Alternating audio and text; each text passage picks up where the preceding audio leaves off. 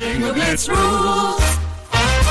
If your bingo has ads in it, That's not a bingo. if it doesn't have the coolest tournaments, mini games, and the most breathtaking design, Nope, not a bingo. if your bingo moment makes you feel so excited that you just want to burst in joy and scream out loud, bingo! Sorry, so you're playing... Bingo Blitz? Now that's a bingo. Discover a world of excitement with Bingo Blitz, the #1 free bingo game. Download Bingo Blitz and play for free. Now that's a bingo. Kroger Delivery has one mission: to deliver the freshest food right to your door. That's why our drivers are pros. Our trucks are refrigerated. And when it comes to low prices, we always deliver. With $20 off your first order of $75 or more, there's no better time to get in on the action. Mission accomplished. Restrictions apply. See site for details. What's up, everyone? It's Noah Daniels. Hey y'all, I'm JJ. Hey guys, it's Kat. And we're your hosts of the Real Hauntings podcast, where we bring on guests who share their first-hand encounter ghost stories and supernatural experiences. Now on to the trailer. I've been warned to not tell this story, but I think because of the way it ends, it's okay to tell this story, because some people say that with certain entities, to like speak of them or talk about them or in any way like portray them as powerful will attract them to other people. The creepiest thing about it to me is a lot of times it would wait for me to notice it. Like it would just lay its arm out like this, and then I'd be like, where is it? Where is it? And then I'd see it, and then it would just slither back. For more information on the Real Hauntings, Real Ghost Stories podcast, make sure you check out real.fm to learn more about our podcast and many other amazing podcasts.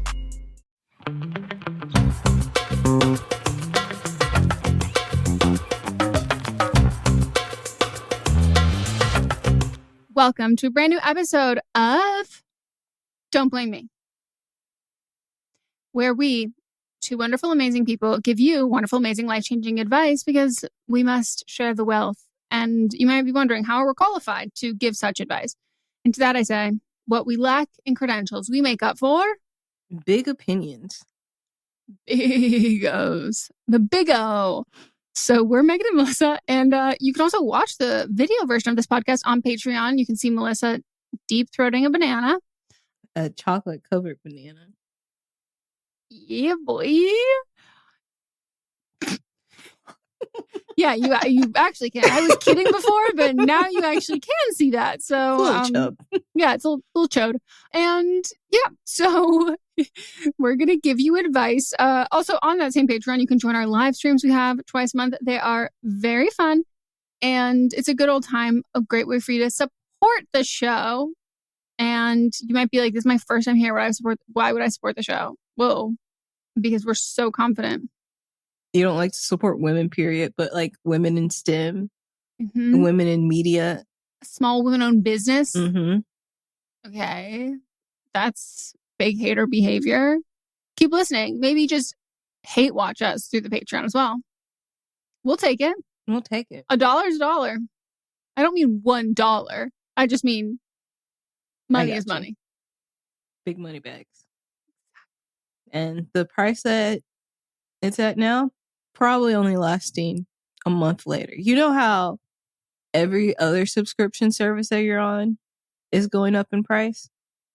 If you don't get in now, these prices are gone forever.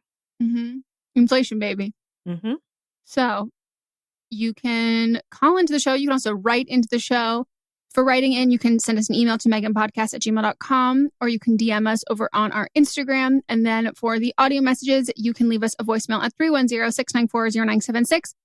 Or international listeners, you can send us an audio message and just email that to meganpodcast@gmail.com. So for everything, you have to be 18 or over, have your parents' permission.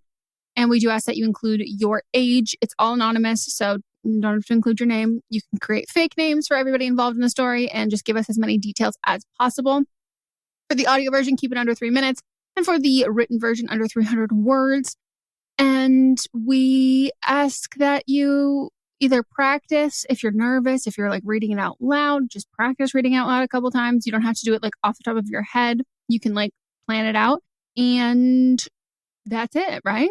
That is it, Megan. Good job. Without further ado, shall we change some lives? Let's do it. We've got a small little update, though. Un petit update? Un petit. Un petit update. Oui. Oh. This is someone that was ghosted by their best friend. Mhm. And this is their friend that they were always had more money, went to quote unquote a better school, Yep. stuff like that.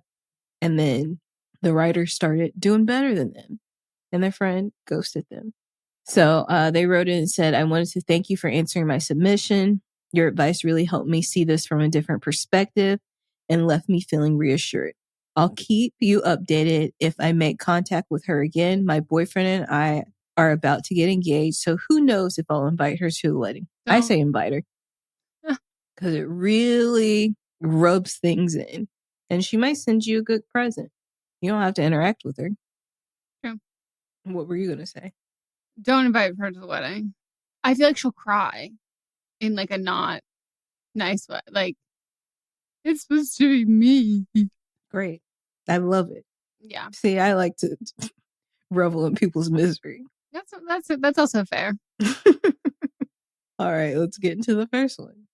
Hey, Meghan and Melisa. How can I maintain a friendship when a person rarely responds to my text messages for days? I, 26, female, been friends with Sarah, 26, female, since grade 11. I would consider her a close friend. Over the years, I felt like her ability to text back has gotten worse. When we were in university, she wouldn't text back for weeks after I reached out. This made me not want to bother even reaching out.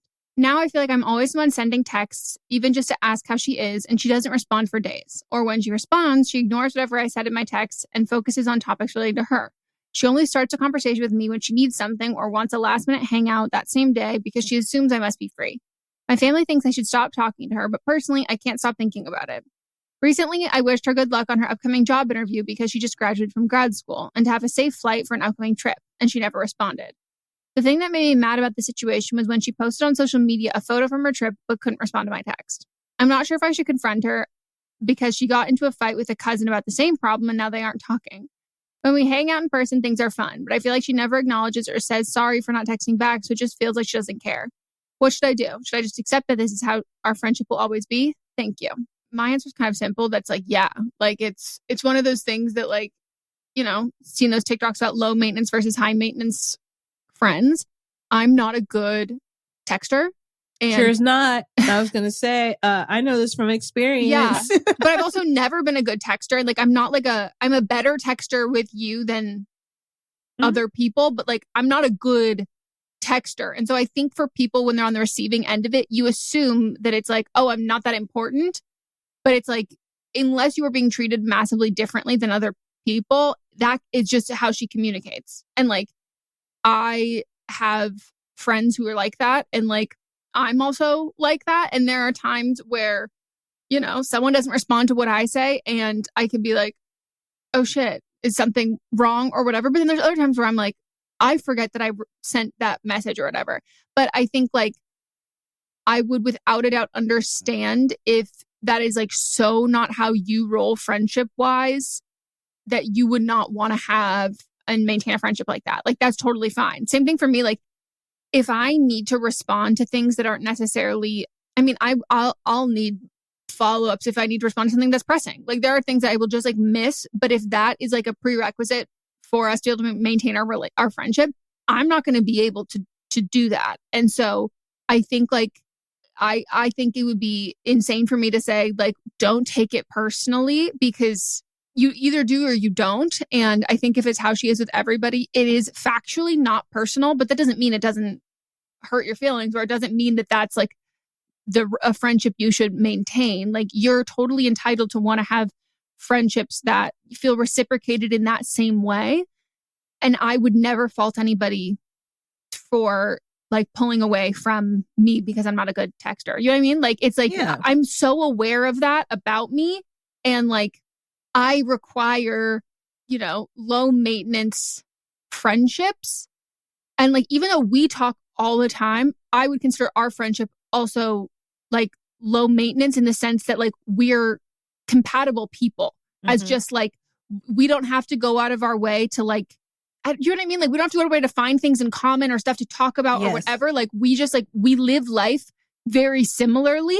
And so we can exist parallelly together, like parallel, that's not parallelly. We can exist parallel together.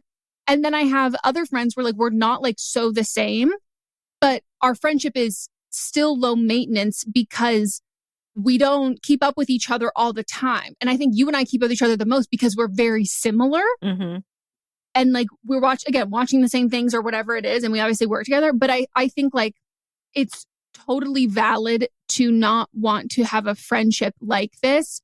But I don't think you can change her. Yeah. I totally agree with this because like me and Avia text like all day long. And that's our friendship. Yeah. Me and you, we batch send text messages. Yep. And then it might be a couple days, but like there is never anything important. It's just like, here's something that I saw. We'd follow up with something important. Yeah. But like we also spend hours together all Thursday. Mm-hmm. So like that's when we get our like quality talking time in. And then like another friend, like Samantha, like she's probably the person that I see the most in person, but we rarely text. And then like there's other friends where like Allison will text me, but like she goes to bed super early. So, and then she keeps her phone on just for emergencies and stuff. So I know like I can't text her after a certain time. And then sometimes I'll forget to text her, but then I'll respond to all the text messages because I'm trying to be mindful of her, you know, sleep schedule, but then like responding to text messages. So I think like there's just different relationships with people, but if she's not giving you anything like all the time, like she just counts on you as a last minute hang and doesn't check in on you, that's a bad friend. But like if you're just basing that just on text messages, like responding to, I don't think we're supposed to have this much communication with people that we have now. It used to be like, you know, people were just making a phone call once a week or if that, or like before that writing letters. And now it's just like instant communication. So you expect instant communication all the time. But like people have stuff to do and it's hard to really commit to a full conversation in a text message. Yeah.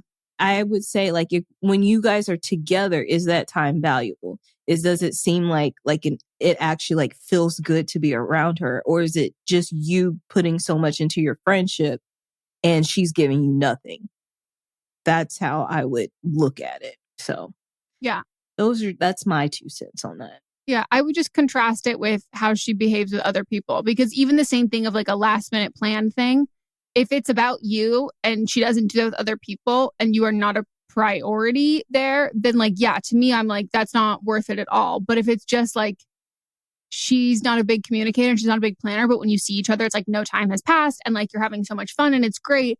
And like, she's a last minute hang kind of person. I'm not really a last minute hang kind of person. And like, I have friends who are like very much like, hey, we're going to do something like tonight. Do you want to come? And I'm like, that stresses me out.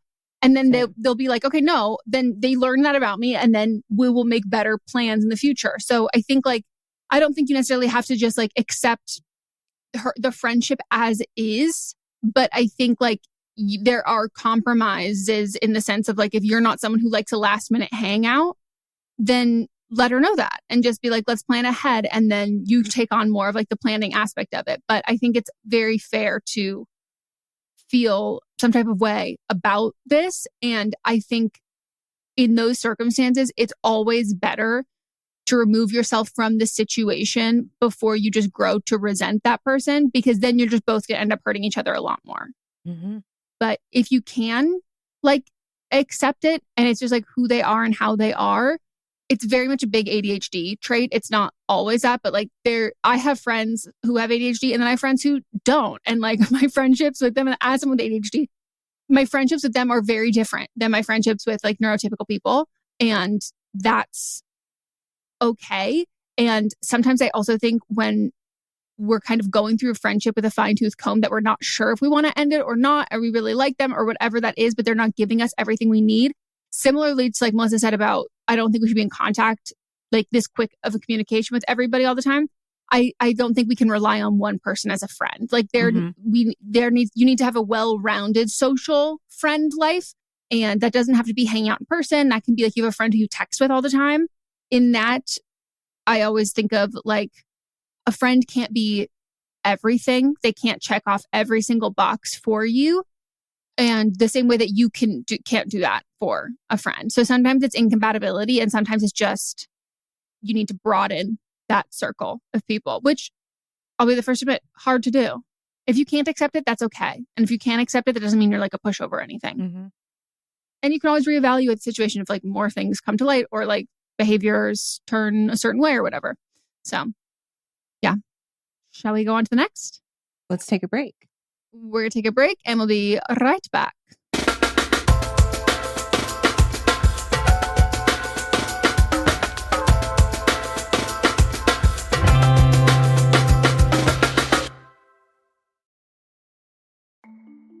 As a podcast network, our first priority has always been audio and the stories we're able to share with you.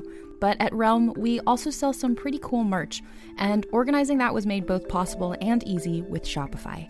When you think about successful businesses like Aloe or Allbirds or Skims, an often overlooked secret is the business behind the business that makes selling and, for shoppers, buying simple. For millions of businesses, that business is Shopify. That's because nobody does selling better than Shopify. It's the home of the #1 checkout on the planet. And the not-so-secret secret that's definitely worth talking about is that Shop Pay boosts conversions up to 50%. That's more happy customers and way more sales going. If you're hoping to grow your business, your commerce platform better be ready to sell wherever your customers are scrolling or strolling, on the web, in your store, in their feed, and everywhere in between. Businesses that sell more, sell on Shopify. Upgrade your business and get the same checkout we use with Shopify. Sign up for your $1 per month trial period at shopify.com/realm, all lowercase. Go to shopify.com/realm to upgrade your selling today. Shopify.com/realm.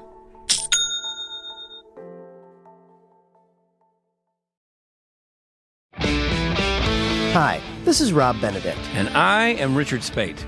We were both on a little show you might know called Supernatural. It had a pretty good run, 15 seasons, 327 episodes. And though we have seen, of course, every episode many times, we figured, hey, now that we're wrapped, let's watch it all again. And we can't do that alone, so we're inviting the cast and crew that made the show along for the ride. We've got writers, producers, composers, directors, and we'll of course have some actors on as well, including some certain guys that played some certain pretty iconic brothers. It was kind of a little bit of a left field choice in the best way possible. The note from Kripke was, he's great, we love him, but we're looking for like a really intelligent Duchovny type. With 15 seasons to explore, it's going to be the road trip of several lifetimes. So please join us and subscribe to Supernatural then and now. With something like 5 million podcasts, finding a really good one can take a ton of time. So let me recommend one. It's called Something You Should Know. I'm the host, Mike Carruthers, and in each episode we discuss topics that can be really helpful, like how to read people better, the psychology of crowds, or fun things like the story of Legos, or why you probably wouldn't be here if it weren't for horses. Something You Should Know is the name of it, wherever you get your podcasts.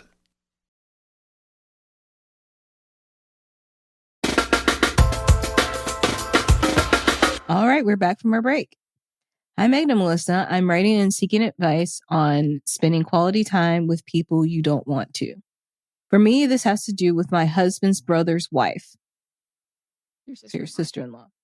We have children who are 2 months apart, and it's important to me to see my niece and my son to see his cousin. For so many reasons, I do not want to be around my sister-in-law.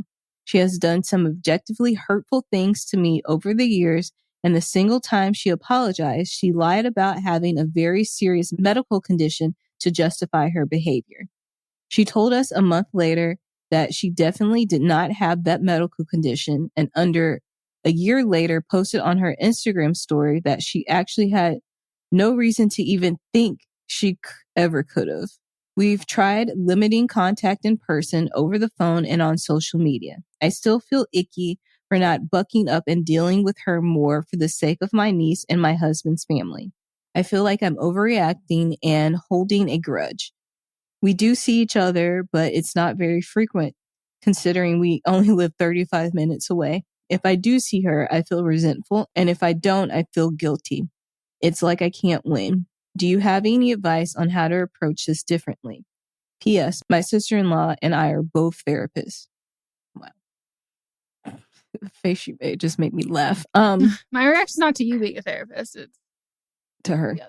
Yeah, lying about having a medical condition and you're a therapist is wild. Mm-hmm. Lying about a medical condition, period, is wild. But adding that on, oof. Yep. Here's the thing. Children can pick up on energy. And if she has a bad energy and then also you don't like being around her, the children will know. The only way I could see that this worked was if like y'all had play dates where you dropped one off at the other, but I don't think you want to drop your kid off to her. Mm-hmm.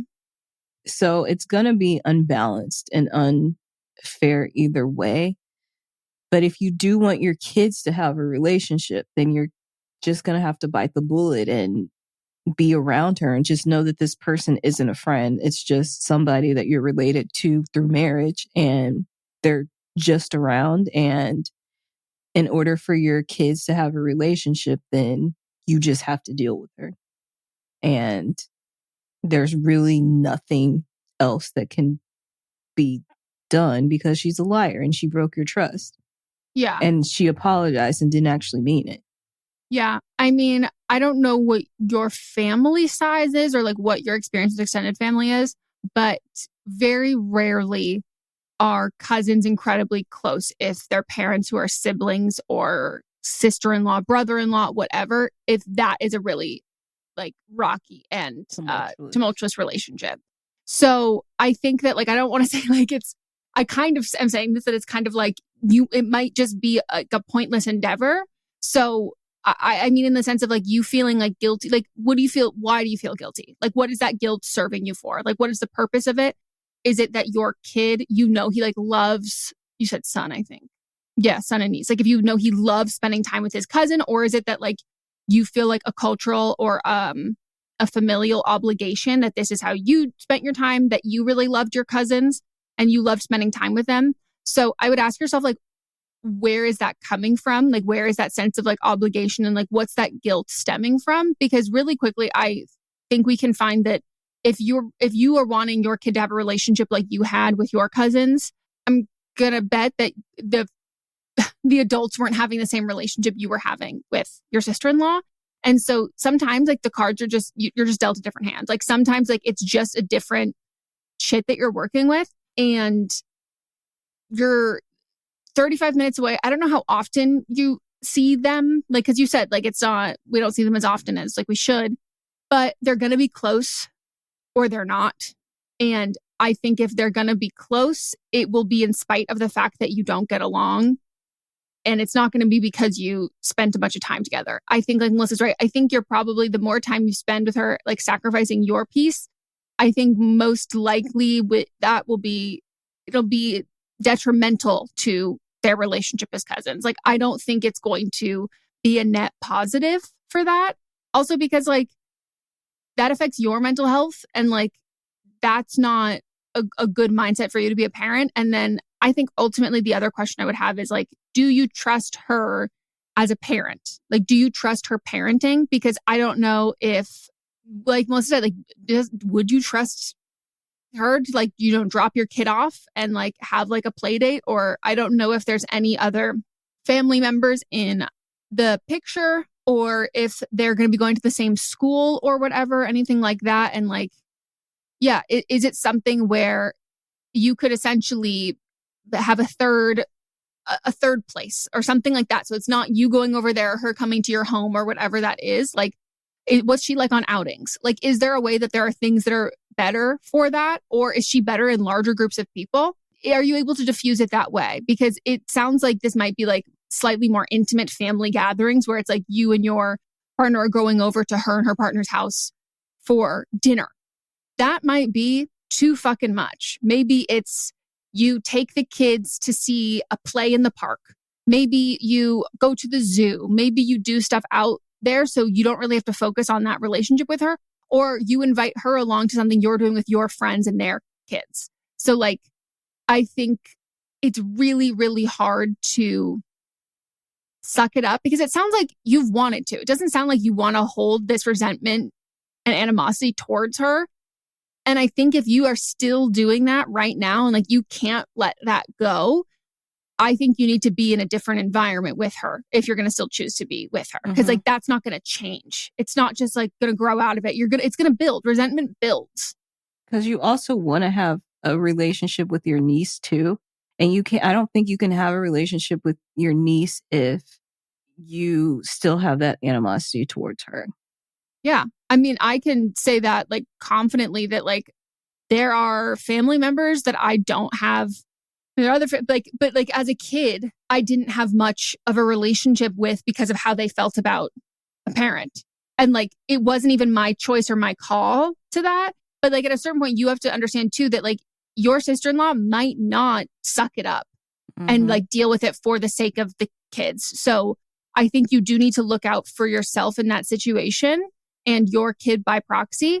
So it's just swallowing it. And like, to me also, it's not really a great lesson to teach a kid that like you should be around somebody who you dislike or who's disrespectful or whatever, because you should. So that to me is like, if you're going to still see her and spend time with her often, I think it needs to be not intimately. Yeah. I'm really curious about how she feels about you, you know? Like, would she feel like completely shocked and taken aback? Like, would she describe to like a third party, you're not there? How would she describe your relationship? Because to me, I would find it exponentially, like, I could not fucking deal with someone who like I really disliked and clearly like could point to the evidence of all of the shit that we've gone through and like how they've been a bad person, someone I don't align with or whatever. And if they were fully like, no, we're awesome. Like, we're totally good. We're great. That to me, there's not much to work on there versus someone who's like, we kind of have some tension. That is like a tangible thing we could actually both agree on and we could then work on it. But if we have completely different ideas of the reality, that to me is like a scale it back and like give yourself 6 months or give yourself a year of scaling back on how often you see them and see how you feel about it. And like, see if you are in a better mental health space or whatever. Guilt and resentment shouldn't be your only two options of how you feel. Eventually, one of those things will expire.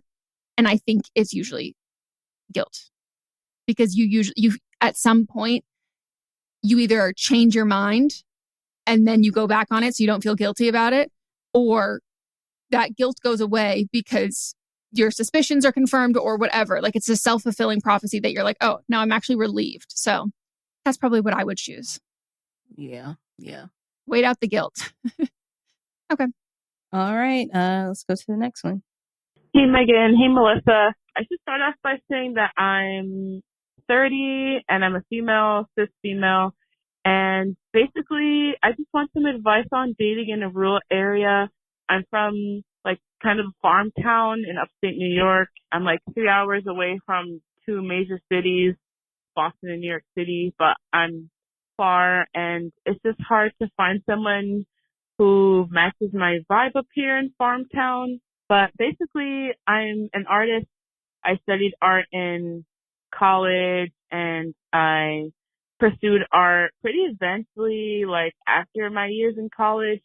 I went to LA for a few years to learn more about art animation and kind of worked myself up a little bit to getting an internship with Netflix animation and just doing all these really fun things. Now I'm kind of more independent and I'm writing a graphic novel and I teach like some weekends at my local library how to draw and stuff to these kids. So yeah, I'm pretty entrepreneurial and I'm pretty go-getter, especially about things I'm passionate about. And I kind of would like to find that in another person as well. They don't have to be creative, but just thinking outside the box is something that I've value, and I'm just not finding it here. I've been trying to do things I like in this area, like trying to find more artist groups up here, but it's mostly older men, and I'm not about that life.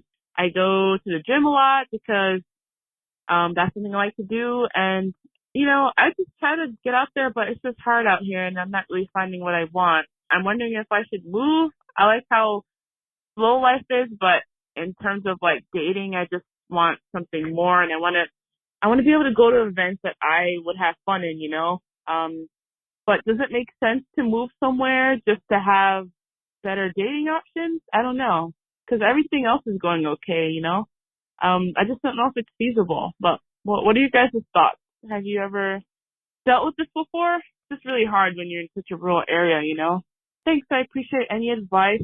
Love the show and can't wait to hear from you. Bye.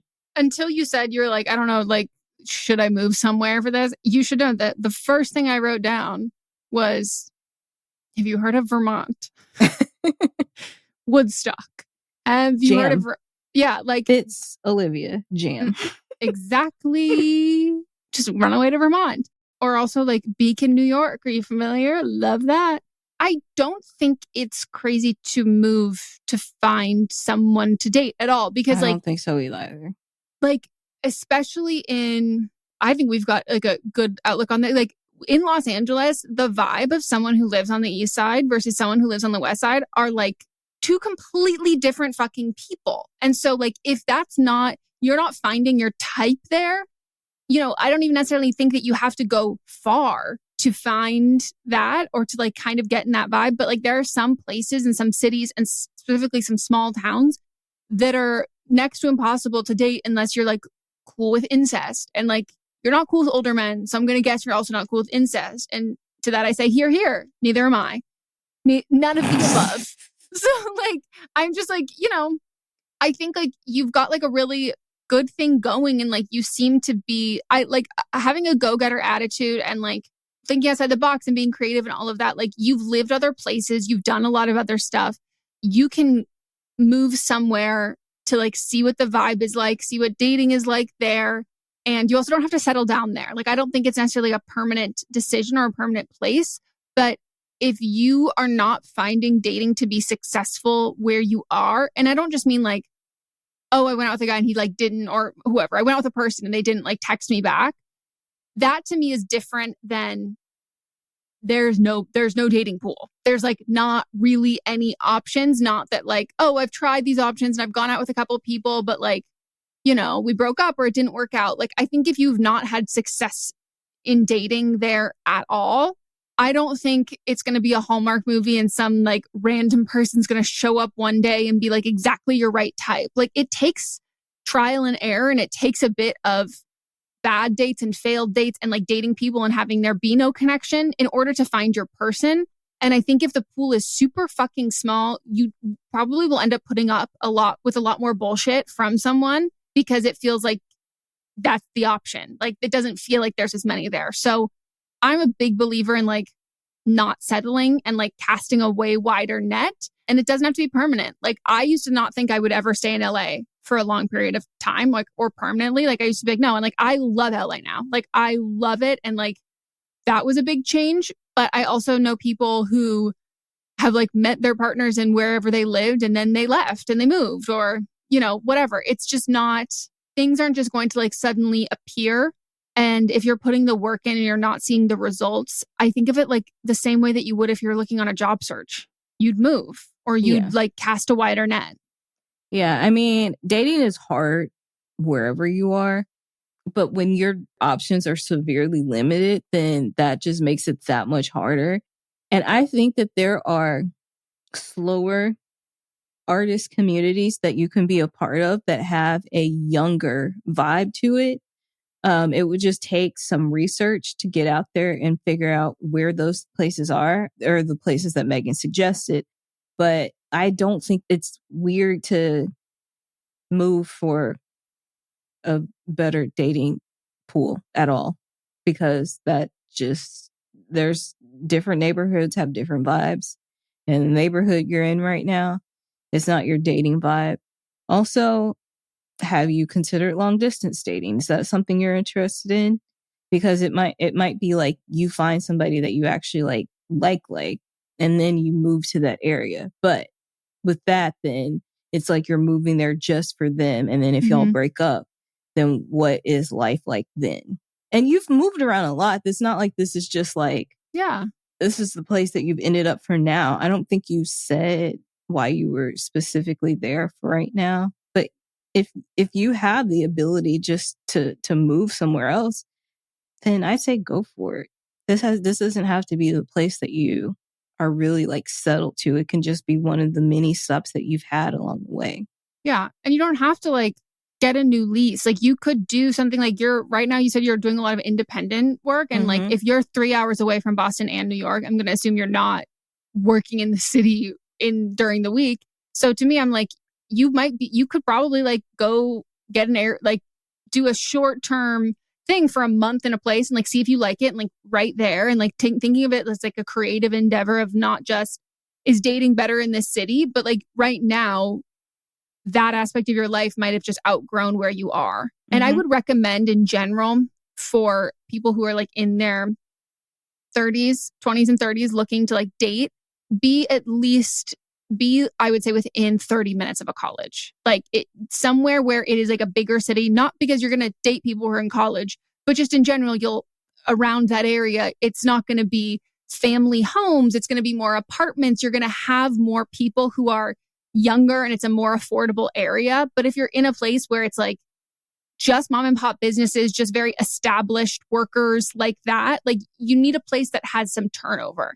You have some people who are moving there for a new job or they've left college and they're like starting out there. Like that's why LA and New York are such great like places to have a variety of different kinds of people. Maybe it's not the easiest socially, but no place is.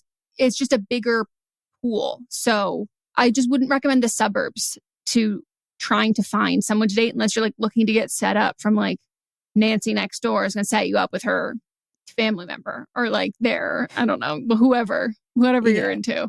There's also a lot of like artist residency programs where you can go live for a couple months in like go to Scotland, a community and hang out with like other artists, do your art. They pay for everything. So I would look into stuff like that. That could be fun for now. Yeah. I get emails about those all the time and I don't work in a way that is conducive to that stuff. But like, if I did, then I would love to do that.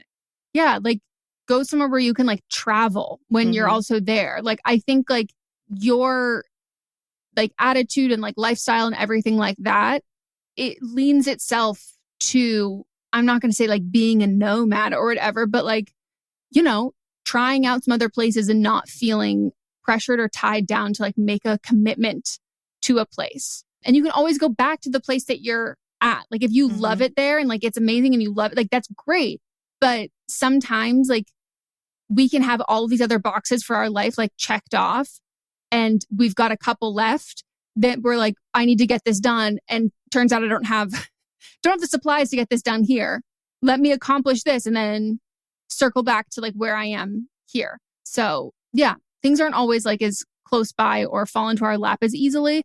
And you, as someone who seems pretty ambitious in career and creative endeavors wise, like dating, it can be like writer's block or whatever. Like you just have to get out of your own way. And sometimes like the issue is where you're at. Right. So it doesn't have to be permanent, but I'm a big supporter of this. And like, I'm really seeing you in like Scotland. I love Scotland. It's giving very like Scotland or Ireland, very much. I don't know where you are though, in between 3 hours from Boston, 3 hours from New York. Because at first I thought you were going to be in Jersey. What's 3 hours each way? I'll look it up later. So we're not like doxing you, even though I don't think it would be. I think things are going to look up. You seem cool too. You're well-traveled. You're well-versed. You're an artist. Like, I think things are going to be great for you. And my final advice is, if you are in a farm in Pennsylvania, I don't even care where, you're going to have to move.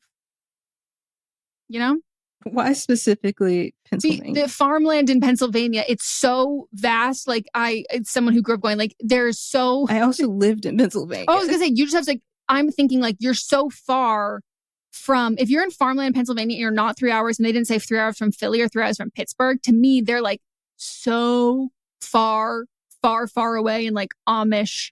We said older guys, so I guess you didn't specifically say Amish men. But like, to me, it would be like, I'm so close I can taste it. Like if I'm in Vermont and like, I'm like, that would be a hard place to leave. But if you're in like a farm in Pennsylvania, I'm like, okay, let's just go. Come on. That'll always be there. You're not fighting for Woodstock real estate, you know? Yeah. I do love the farms though. And I love Pennsylvania. All right. We're going to take a break.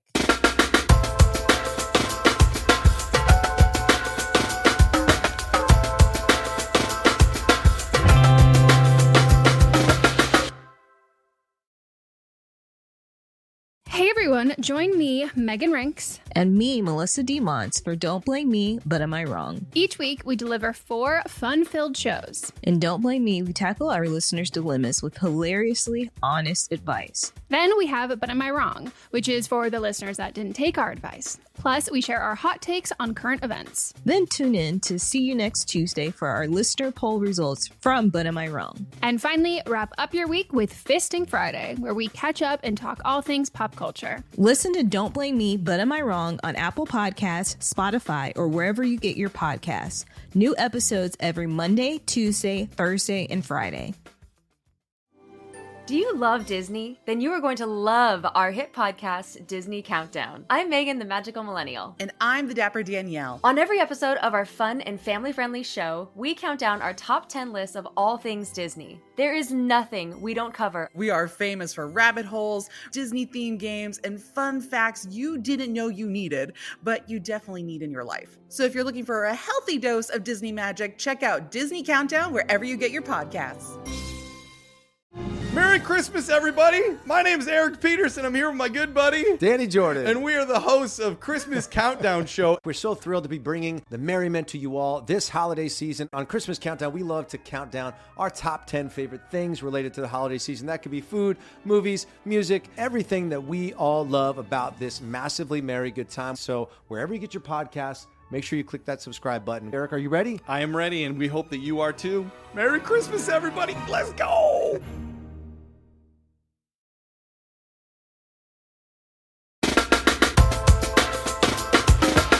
We're back from our break, and we're going to get into the last ones. Hi, Meghan and Melisa. I'm 24 years old, and I'm cast gender, so any and all pronouns are welcome. The people I'm going to be talking about are my cousin Irene, my Aunt Sarah, Irene's mom, and Ashley, Irene's half-sister and Aunt Sarah's daughter from a previous marriage. My mom made me aware today that Aunt Sarah is making a will, and my name is in the mix for guardianship over Irene if something were to happen to her, and gave me a heads up that she'll probably call to ask. There would be money involved, but that would obviously go towards Irene. Irene is 14 years old, has Down syndrome, and is developmentally delayed. Because she has Down syndrome, she did get leukemia, but is in remission and is fine for now. While I do love and adore Irene, and I know she loves me too, I don't know if I would be the best fit for her and provide her the support that she deserves. If I say no, it's possible she'll be given to Ashley. Ashley is open about her dislike for Irene because Irene was allowed to do all the activities Ashley herself was not allowed to do as a child, and she holds resentment towards Irene. There is about a 20-year age gap between them, so they were never close. It's most likely Ashley would just put her in a group home and keep any money given to her. If you're wondering where my uncle is in all of this, he had a stroke about 10 years ago and has been on disability ever since, so he's in no condition to take care of Irene. I don't know what I should do and how to respond to my aunt. I've decided a long time ago to be child-free. However, I'm not opposed to being a godparent or guardian. I do have a decent job, and I own my own house, so I do have the space for her. I just want what's best for her. Any advice would be appreciated. Thank you. Sorry, this is wild to just be like, hey, heard through the grapevine, family members making a will and they're putting you as a guardian for a kid. Like, that's like not that's like not something you tell other people. That's like a guilt trip where you tell other people before you tell that person, so that person feels, that's why you're stressing out. This was the intention. Yeah, and it's also not something you just tell somebody. It's something you have a conversation with them about. Yeah. And did you even say that you are the godparent? Like, was a godparent like established? I know there's like more like ceremonial godparents. That's not actually, if something were to happen to the parents, who that kid would necessarily go to, but they're the people who might facilitate who you would go to if it's not them. And like, is your aunt not well? Like, where is this coming from? Because I think, truthfully, I think like a 24-year-old and a 14-year-old, that's not real. That's an next to impossible age difference to exert any sort of like parental authority. And also like not, maybe depends on how you were raised in the sense that, like, that you really feel a sense of like you're so much older. But that's not who I would think of is like a 24-year-old to be like, oh, let me give them custody of the, you know what I mean? Like, it's just, it seems like it, you said it maybe, I wonder if it is because you have a house and you could. I mean, I think it ultimately boils down to like what you said, you just want what's best for her and like, what do you think's best for her? And like, you're allowed to say that you don't think it's you. And also you're allowed to say that you think she would be better in XYZ or whatever. Like, it doesn't have to be that, you know. I also am curious about what's this timeline. Like, there might be other options, but I don't know what the timeline of this is. Because right now, yeah, it does seem like those are the options. But what's coming? Like, what's happening? Like, why are we dealing with this right now? Right. And then also, like, what does being her guardian entail? Is that something that you're willing to take on? Is it like full time where this would be your job? Or is it something that, because I mean, I'm guessing, I mean, she's 14. So of course somebody's with her at all times of the day. But like, what happens when she's older? What goes into that? Because like my mom's sister had cerebral palsy and bipolar, and there's a lot that went into taking care of her, and that wasn't something that one person could do.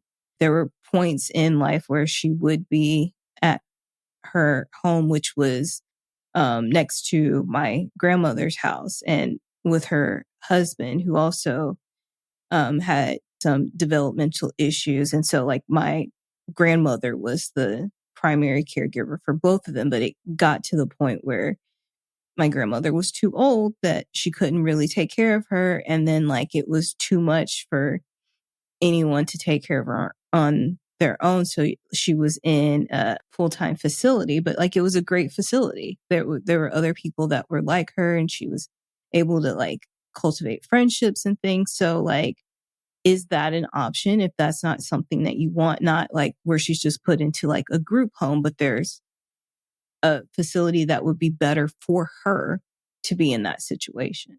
Also, Irene doesn't know the scope of what she needs into an adulthood. So I think like it's a very precarious agreement because like, first of all, I don't know if she's sick. It's just like if anything were to happen or, you know, whatever, like that's very up in the air. And also, a lot of those contracts are not necessarily like super legally binding. Like, it's just shit happens. Like, life happens, things change, and like you might have that guardianship. Like Melissa said, guardianship doesn't.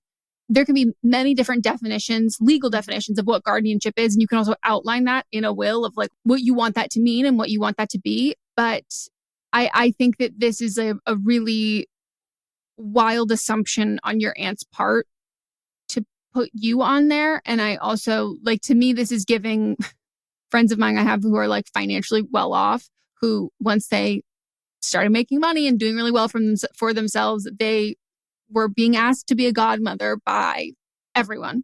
And it was like, oh, you know, you want, and even at that moment, it wasn't necessarily like, oh, if something were to happen to me, I want my kid to be loaded, but it'd be like, oh, they're going to give really great gifts. They're going to be like, they're going to do all this kind of stuff. And so like, if you don't feel like it's coming from a place of you would be the right fit, and that's what your aunt thinks, if you're feeling it's coming from a place of, oh, she's financially stable and secure and she has a house, so like she's fine with that, that to me is not someone who's doing accurate vetting for like the most important things of it, as well as like the half sister as well. And like, I would also be very curious if that half sister still, as you said, she's 34 then, holds that much resentment to a 14-year-old.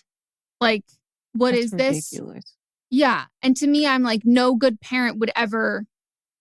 To me, that seems like they're picking the worst possible person to then tell you if like, oh, if you don't do it, we'll just have them. Mm-hmm. And so, yeah, I think it's just like a very inappropriate conversation for your aunt to have with anyone besides you. And this conversation should always go, we would love for you to be, again, a godparent. That's if this was, you can also say no, it's totally okay. But the fact that you're stressing about this, and no actual conversation has been it makes had me with feel like you. that was the intention. Like, Yeah. it makes me feel like that's how the relationship kind of has been, that you're already jumping to like the stressing about the logistics of it and like trying to problem solve. And I feel like that might be the role that you've been asked to play in a lot of family stuff. And this is not like, you're not a bad person if this is not something that you can do. Mm-hmm. Even if you like love a family member or you think they're like great and amazing and you don't resent them, or you're not ableist, you don't look down upon them for anything like that. That doesn't mean that, to me, that's like kind of like the bare minimum. That doesn't mean that you are capable of long-term care, you know? Yep. And I think you can vet places if it is like specialized stuff that can like help people, but also some people are more equipped than others. And I don't think like, well, if I have to, I will, is always the only option. Mm-hmm. Agree. Yeah, like, does Irene have like friends' parents? You know what I mean? Because to me, like, that's, if I got to pick, that's where I would have gone. Mm-hmm. All right. Well, we have a don't blame them. This is a don't blame them for the episode where we discussed period sex. On your wedding day, to be specific. Oh, facts. True. Let us know how that's going. I have a don't blame them for the period sex. Agree with Eminem that day 3 onwards, horny as hell, is due to the extra lubrication down there. For the record, we trust this person. Anything medical, science. Mm-hmm. So just know, everyone, okay? Day 1 and day 2, I got cramps, so it's typically not good. And typically day 2 is when the flow is the heaviest. Also, every time I've tried period sex, we would just throw a bath towel down. It always ended up with a lot less mess outside of our bodies than we thought. Afterwards, there is a bit of an ick feeling, so a shower afterwards helps, and then putting on soft, warm, clean clothes feels really nice. Just having that comfort. But a very important conversation definitely needs to be had first. You can at any moment, at any time, decide it's too ick and you can't process, and he needs to be okay with that. But having your period on your wedding day is already a huge mental toll, so maybe you won't want to do more than cuddle, spoon, or sleep. Honestly, I think Meghan covered everything. Oh, probably stick to missionary with you on bottom. Nothing to flow anywhere. The way that it never even crossed my mind to have period sex on top, I would never. To me, that's a wine bottle exploding. Like, no. Yeah. Also, the closer you are to my cervix on my period, the angrier I'm going to get. Like, I'm just like, no. No. I'm okay with it. I mean, we also know I definitely have endometriosis. There are some things that I do where I go, that's wrong. There's something that's causing immense pain for that. Yeah, but yeah, for me, it feels better. I'm sure. And everybody's just different. Hell of a lot of, very different. If anyone came near me doggy style, I mean, anytime. No. Anytime, point blank, that hits my body that hits my endometriosis right in the face. Yeah, doggy style is not, it doesn't work for me. But if I'm like reverse cowgirl, it's fine. But up in the air, no. Down, okay. Yeah, that's better. I feel you. So that's it. Anyone else, if you've had period sex on your wedding, let us know. I wonder like how common it is, because some people are the kinds of people where it's like, I think of the same thing as like, if you're nervous or you're anxious, I'm someone who gets constipated, but a lot of people will have nervous shits. Mm-hmm. I'm a nervous shitter. And when I get really stressed, my period does not come. But for some people, when they get really stressed, their period comes early or twice or whatever that is. So I bet it's like pretty fucking common for people to have like a surprise period on their wedding. Because even if it was like last year for me, I never knew when my period was coming. So who knows? I could pick any day. My period came. I'm like spotting, but like my period came a couple days ago. I was surprised by it. So who knows? Who knows? Yeah. I used to give myself like a 2-week buffer. It's going to start. Then that's and then just like half it's month. the whole month. Yeah. No, it would be the whole month. And then I would finish my period and I would be like, I guess it could come. And then it would just come like 4 days later. And I go, is this a new one? Or did it not actually Did it catch end? up or what happened? Yeah. And it's just like, I literally would never fucking know. And like trying to plan around it. Everyone's like, yeah, just plan around your period. I go, I can't. Huh? And then sometimes like I have severe cramps. This time I had a cramp that was enough to wake me up out of my sleep, Just but one? it didn't. Yeah, like it didn't last. And I was just like, maybe it's gas. I don't know. But then my period started the next day. And it's just like, what the fuck was that? I've had friends they've been like had cycles where it's just one cramp and then their period starts, but then it's never, and they're like, can I have that every time? Can I just have all my I wish I don't second? like when it wakes me up out of my sleep, because then No. I have to wake up, find my heating pad, turn it on, and then I can only fall asleep like holding the heating pad. I hate that. But like, if it was in the middle of the day, great. Just don't wake me up. Yeah, I wish I could just have the pain, not the pain that I have, because I wouldn't survive that in one fell swoop. But like, I wish I could just sit on the I wish it could be like diarrhea. Like, I wish I could get it all out of my body in one moment. And then once it's all out, the cramping stops. Mm-hmm. That'd be so nice. Agree. Anyways, that's it for the episode. We hope you all enjoyed. Don't forget to write in for upcoming episode. Send us a DM or write into the email or call in, leave a voicemail or send a voice memo to the email address. All the same information I said at the top. And if you want to write in or call in for a Don't Blame Them, where you give advice to a caller from a previous episode, you can do the same places for that. And yeah, we will catch you on the flip side. Toodaloo. Bye.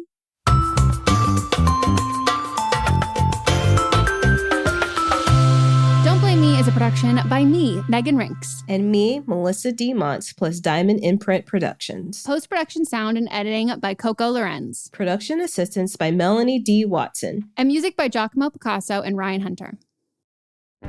Welcome to the small town of Chinook, where faith runs deep and secrets run deeper. In this new thriller, religion and crime collide when a gruesome murder rocks the isolated Montana community. Everyone is quick to point their fingers at a drug-addicted teenager, but local deputy Ruth Vogel isn't convinced. She suspects connections to a powerful religious group. Enter federal agent V.B. Lauro, who has been investigating a local church for possible criminal activity. The pair form an unlikely partnership to catch the killer, unearthing secrets that leave Ruth torn between her duty to the law, her religious convictions, and her very own family. But something more sinister than murder is afoot, and someone is watching Ruth. Chinook, starring Kelly Marie Tran and Sanaa Lathan. Listen to Chinook wherever you get your podcasts. Hi, I'm Jennifer, a co-founder of the Go Kid Go Network. At Go Kid Go, putting kids first is at the heart of every show that we produce. That's why we're so excited to introduce a brand new show to our network called The Search for the Silver Lining, a fantasy adventure series about a spirited young girl named Isla who time travels to the mythical land of Camelot. During her journey, Isla meets new friends, including King Arthur and his Knights of the Round Table, and learns valuable life lessons with every quest, sword fight, and dragon ride. Positive and uplifting stories remind us all about the importance of kindness, friendship, honesty, and positivity. Join me and an all-star cast of actors including Liam Neeson, Emily Blunt, Kristen Bell, Chris Hemsworth, among many others, in welcoming the Search for the Silver Lining podcast to the Go Kid Go Network by listening today. Look for the Search for the Silver Lining on Spotify, Apple, or wherever you get your podcasts.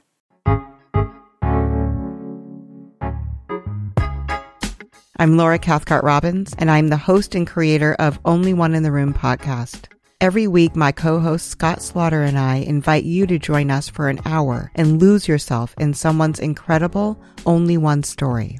We talk to the realest of real people, dealing with issues like infertility, addiction, human trafficking, and body shaming. Oh, and we want to be fair, so we talk to some celebrities too. Oscar winners, New York Times bestselling authors, supermodels, and even the most decorated U.S. Winter Olympian. Everyone is invited to share their only one story with our listeners. This podcast is for anyone who has ever felt alone in a room full of people, which is to say that this podcast is for everyone. Download Only One in the Room wherever you listen to podcasts today.